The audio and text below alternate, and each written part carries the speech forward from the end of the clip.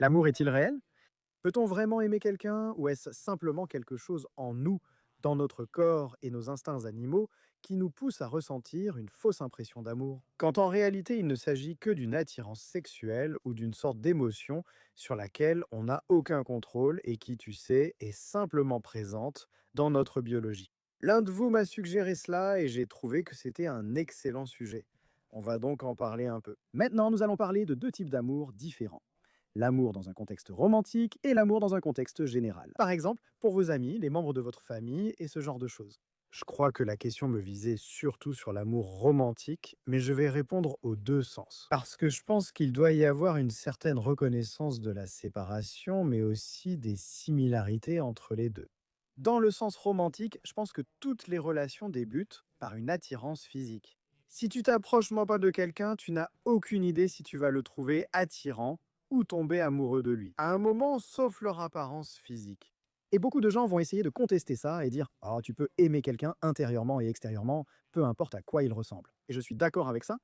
Avant même de parler à quelqu'un, ton cerveau suppose d'abord des choses sur son apparence, leur visage, leur morphologie, leur façon de s'habiller, de se présenter, voire parfois leur odeur. Est-ce qu'il te regarde dans les yeux? Ce sont les choses physiques que tu vas remarquer en premier. On peut dire que toutes les relations amoureuses débutent par du désir ou une attirance physique pour l'autre. C'est quelque chose d'animal sur lequel tu n'as aucune prise ou aucun contrôle avec ta personnalité. Tu n'es pas amoureux de leur personnalité avant de les trouver physiquement attirants.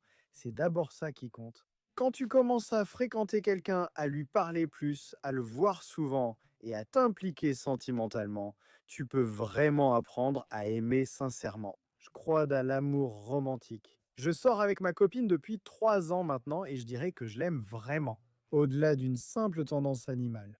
Ce que je veux dire par là, c'est la connexion que tu as avec quelqu'un au plus profond de lui-même. Plus tu restes longtemps avec quelqu'un, plus il fait partie de toi.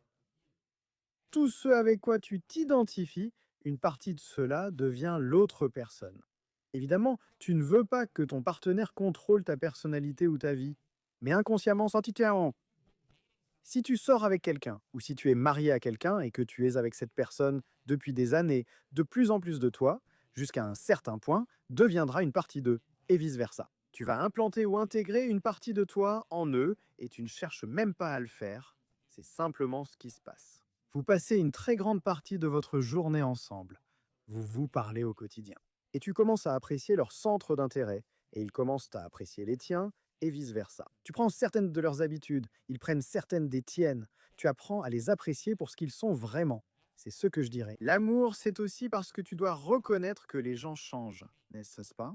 Et une grande partie de l'amour dans une relation amoureuse, c'est d'apprécier qui est cette personne au fond d'elle-même, peu importe comment elle change avec le temps. C'est d'ailleurs pour ça que beaucoup de relations échouent, parce qu'on peut tomber amoureux de quelqu'un dans le sens du désir, mais aussi dans le sens romantique, et au bout de 5, 6, 7, 8, 10, 20 ans, ils deviennent une personne à laquelle tu ne t'identifies plus, ou inversement, tu deviens quelqu'un qu'ils n'aiment plus, ou vous vous éloignez et ne correspondez plus. C'est pour ça que beaucoup de gens divorcent ou ne fonctionnent pas ensemble. Aussi, je pense que c'est parce que les gens ne guérissent pas vraiment et ils pensent que c'est de l'amour, mais en réalité, c'est du désir. Nous en parlerons bientôt. L'amour dépasse le changement.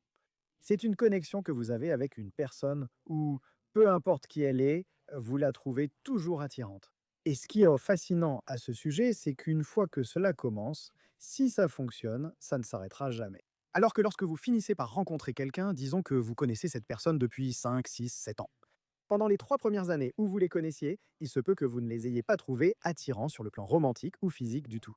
Beaucoup de personnes commencent comme amis et finissent en vrai par devenir petit ami plus tard, ou petit ami, peu importe la combinaison. Dans certains films ou séries, cela arrive aussi.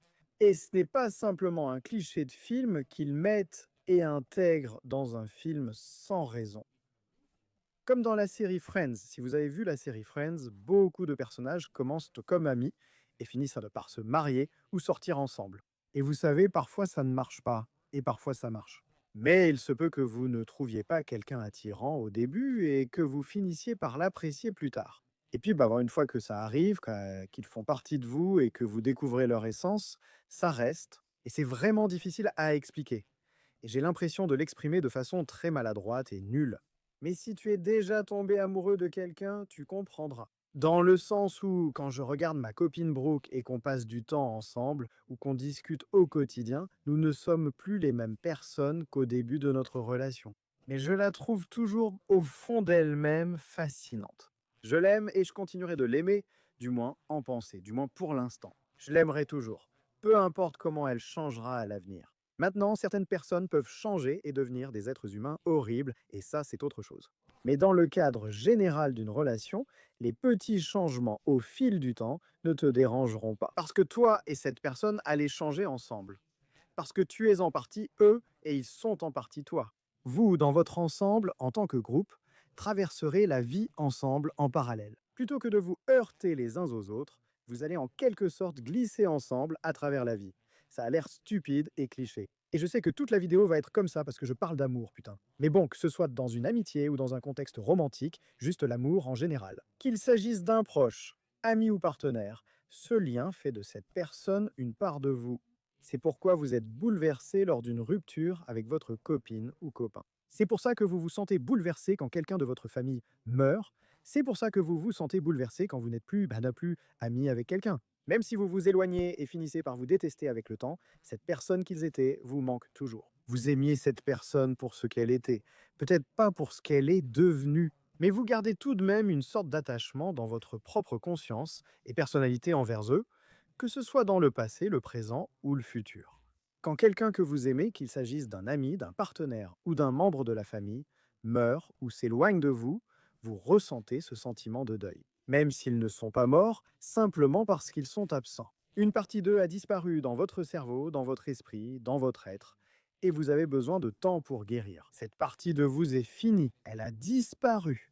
C'est comme si je vous arrachais le bras, non? C'est comme si vous étiez un gecko devant régénérer vos membres. Je regardais la série Rick et Morty, et dans la série Rick et Morty, Rick, qui est, tu sais, ce putain de super génie qui a en gros transcendé la réalité et conquis l'univers, pense que l'amour n'est qu'une tendance animale qui pousse les gens à se reproduire. Pour le dire franchement, c'est en gros ce qu'il dit. Je paraphrase un peu, mais j'avais tendance à penser comme ça quand j'étais plus jeune, et je me disais, oh ouais, oh non, l'amour c'est faux.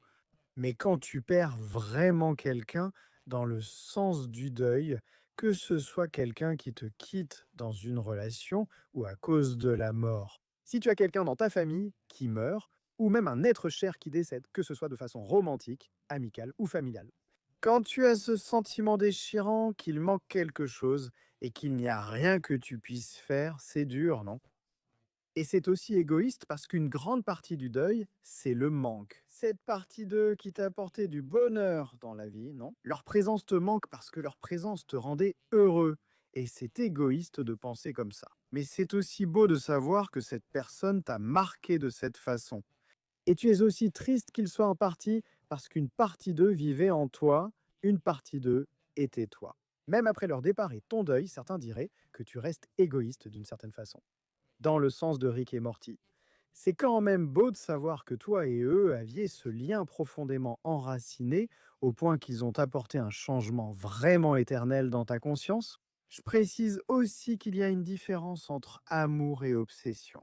Et l'obsession, c'est de l'amour entièrement à sens unique. Quand quelqu'un aime excessivement une personne sans ressentir la réciprocité en retour.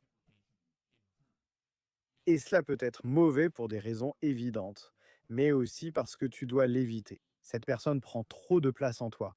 Ils sont juste, disons, si tu es un camembert et que c'est toi, un petit cercle, tu vois, aucun pourcentage précis n'a à être dédié à autrui. Quand tu es obsédé par quelqu'un, tu laisses cette personne occuper une grande part de toi. Et tu dois te rappeler que tu es un individu à part entière. C'est toi qui façonnes qui tu es. Tu es ta propre personne, tu vis ta propre vie.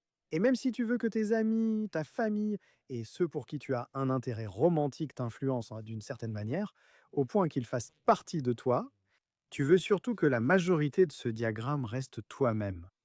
Et tu remarqueras que généralement, l'obsession et le fait que quelqu'un s'attache à une personne au point qu'elle occupe une très grande part de son diagramme circulaire, c'est souvent dans le sens romantique. Tu ne vois généralement pas autant d'obsession dans les amitiés ou avec les membres de la famille. Quelqu'un qui est vraiment attiré ou amoureux de quelqu'un, comme les harceleurs ou les personnes qui sont, tu sais, de mauvais partenaires dans une relation amoureuse et qui deviennent vraiment obsessionnels et inquiétants.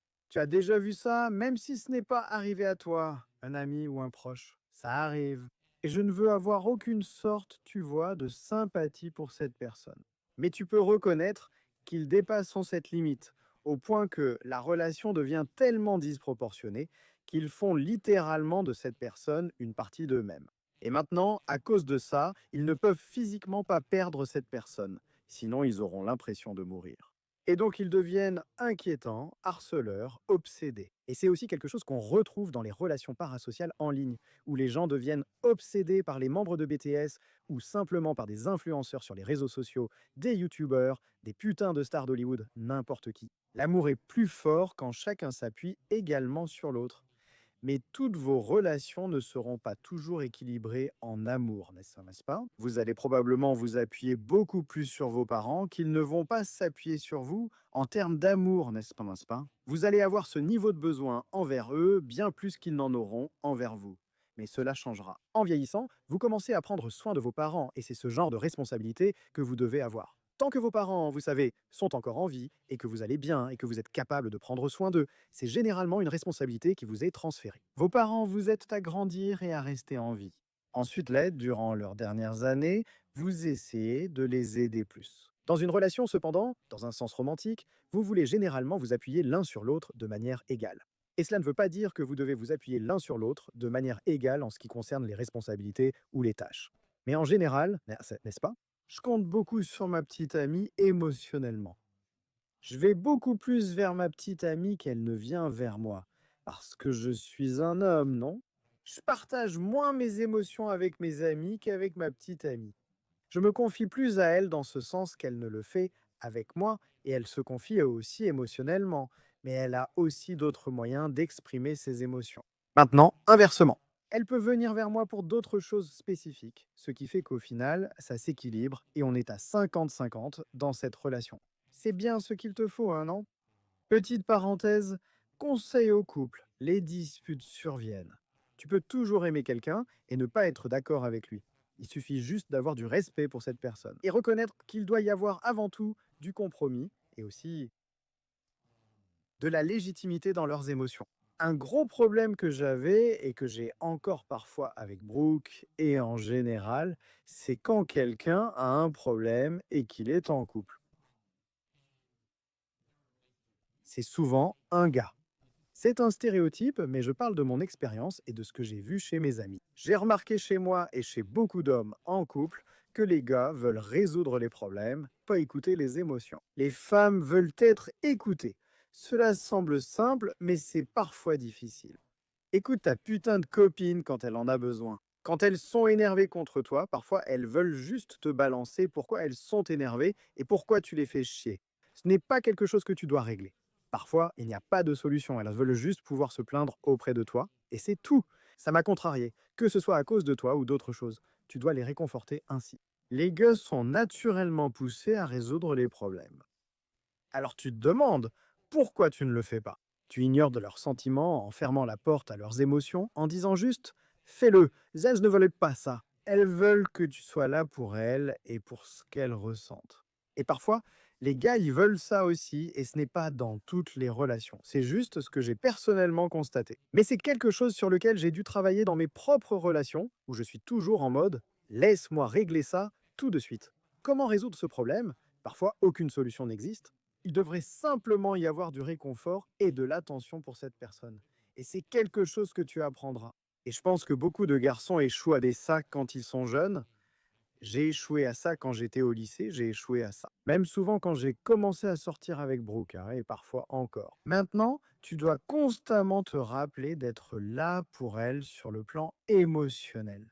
Désolé pour cette petite digression, ce n'était pas vraiment prévu. D'habitude, Roger, j'aime bien écrire ce que je vais dire pour ces vidéos, parce que je veux juste avoir un plan. C'est un peu comme si j'écrivais une dissertation. C'était vraiment une digression complète. Mais oui, prenez soin de votre copine ou de votre copain. D'accord? Soyez là pour eux émotionnellement. Ce n'est pas toujours une question de résoudre leurs problèmes.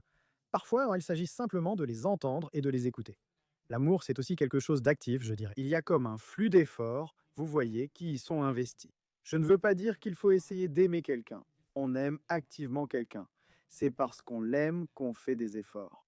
Donc je ne veux pas dire que, vous savez, si vous ne voyez pas ça dans votre relation, c'est un problème, mais il faut vraiment faire ce putain d'effort. Si vous ne voyez pas cet effort chez quelqu'un, l'amour et le soutien mutuel risquent de devenir déséquilibrés.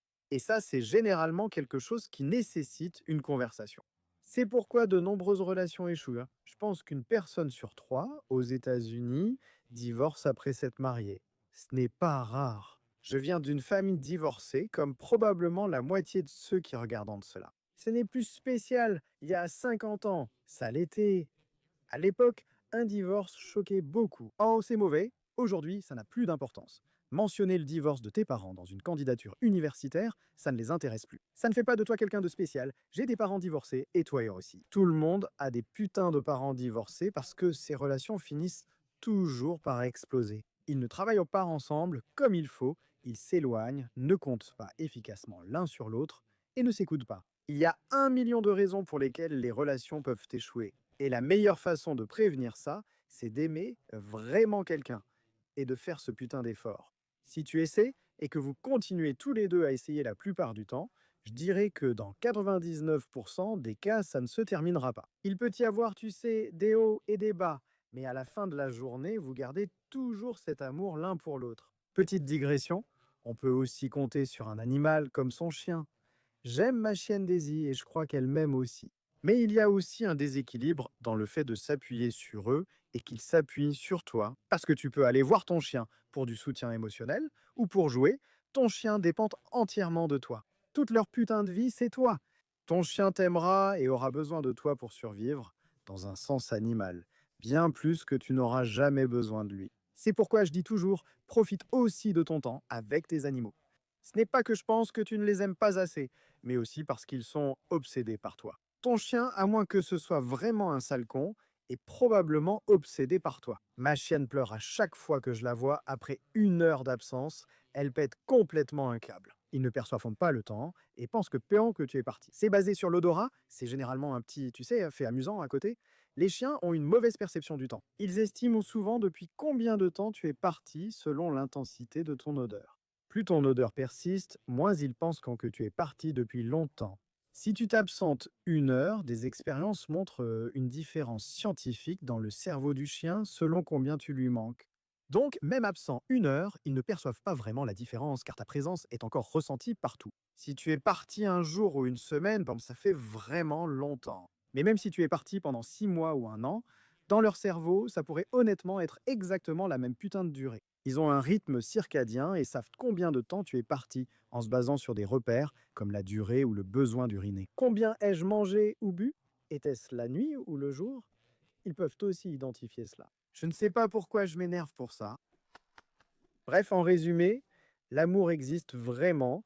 Je pense qu'on peut souvent le confondre avec le désir, et c'est quelque chose dont il faut se méfier. Et beaucoup de gens ne le voient pas dans les relations. Parce qu'avoir une attirance sexuelle pour quelqu'un et une attirance physique pour quelqu'un peut souvent être perçu comme de l'amour véritable. Alors qu'en réalité, c'est un peu comme une drogue qui s'estompe.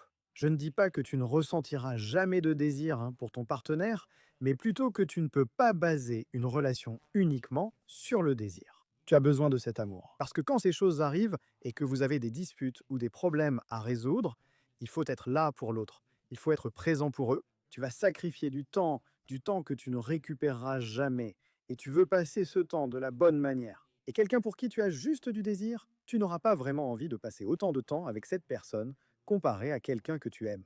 Parce que tu vas consacrer plus de temps pour eux, parce que tu tiens à eux et que tu prends vraiment plaisir à les voir heureux. Même sans rien recevoir en retour, alors que tu t'y attendrais par désir, cela ne compte pas quand tu aimes quelqu'un. Et je pense que c'est ça qui compte vraiment. C'est te mettre en premier dans la vie, mais aussi les mettre juste après, vraiment tout de suite après toi. Et souvent, les privilégiés aussi, tu dois sacrifier du temps et beaucoup d'efforts pour quelqu'un que tu aimes. Ce n'est pas facile d'aimer quelqu'un, mais quand tu aimes vraiment, tu le sais. Et oui, ça c'est pour la romance. Pour les amitiés, c'est beaucoup plus facile. Par exemple, c'est dans mon cas, avec mon groupe d'amis, j'aime mes amis.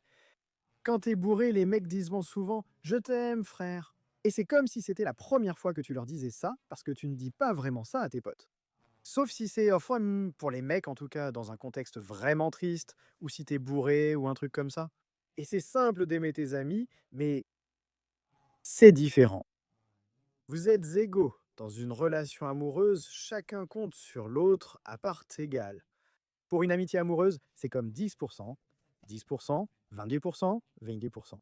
Tu n'es pas là tout le temps, tu tiens quand même à eux, tu sacrifies ton temps pour eux, tu vas à leurs événements. Tu sais, moi, tu prends du temps pour tes amis, hein, même si parfois tu n'en as pas envie, mais ce n'est pas autant que pour la famille et aussi pour la romance. La famille, c'est vraiment important. Cela dépend aussi de la culture. À quel point tu tiens vraiment à ta famille? Je pense que pour la plupart des gens, tu fais vraiment beaucoup pour tes parents, tes frères et sœurs, ta famille proche. Selon la culture, moi, tu pourrais même être très proche de tes cousins au troisième degré. Tu pourrais les connaître et vraiment les traiter comme s'ils étaient des membres directs de la famille, même s'ils sont à la limite juste des amis éloignés. Donc, oui, hein, c'est complexe. Je ne sais pas si j'ai vraiment répondu à la question. Il voulait juste que je parle de l'amour est-il réel? Oui, fin de l'histoire. Dites-moi en commentaire sur quoi vous voulez que je m'énerve. Ce coup de gueule était amusant à faire. Je me suis éloigné du sujet, mais on se retrouve dans la prochaine vidéo.